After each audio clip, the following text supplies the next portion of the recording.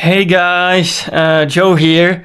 Today we will be talking about a coup in Myanmar, or it's more of a war, proxy war, between the CIA and the Chinese government. But before we go any further, make sure to smash that like button, make sure to smash that subscribe button. Also, in the previous episode, we talked about the coup in Bangladesh. So if you want to check that out, the video, it's the one before this one. So if that's something you're interested in, make sure to check that video as well. But without any further delays, let's go. Let's go. Cut. There is a proxy war between CIA and the Chinese government. I don't want to say necessarily between the Americans, but it's basically pretty much just the CIA. It's happening in Myanmar, or at least it was. I am not quite certain, but the biggest fights might be over already. On one hand, we have the protesters who have been backed by CIA, who started and prolonged these quite violent protests against the regime.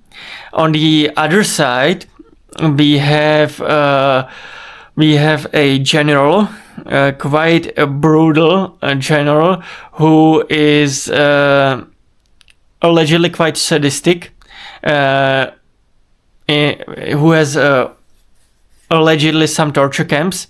He is fully backed by the Chinese government, by the Chinese war machine. They don't want necessarily a new change regime in Myanmar, so it makes sense. Obviously, it's horrific that this guy is super brutal, but as always, it's quite ironic because all of this brutality is being showcased by the Western media, which what they don't obviously talk about is the brutality in places like I believe it's Salvador, right? The brutal prison in there, or Guantanamo, the truly horrific evil prison that the Americans have, or some of the brutal prisons that people from Palestine are being tortured in. So all of these prisons are never mentioned, but ironically, whenever there is someone backed by the other side, their prisons are always on top of the news, like the Assad's regime in Syria. Those prisons were also on top of the news. I don't know if you remember the fake reporting from CNN with the fake guy that escaped the prison. It was quite pathetic, but anyhow, this is actually serious.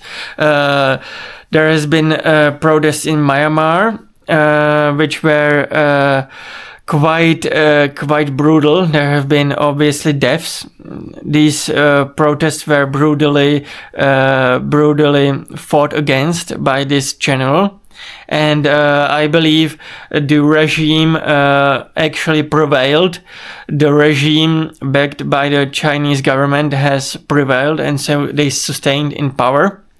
So this particular coup have been unsuccessful, although we can see as the United States' war machine is shifting its attention from Europe to Asia. There has been much more conflicts and much more coup attempts in Asia, mainly orchestrated by the CIA, allegedly orchestrated by the CIA. And so sadly, in the near future, we might see more and more conflicts like these happening in the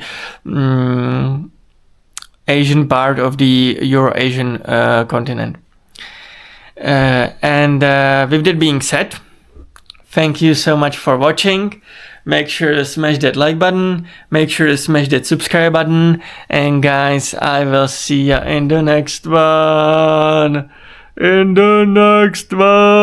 Bye bye, and peace, guys, peace.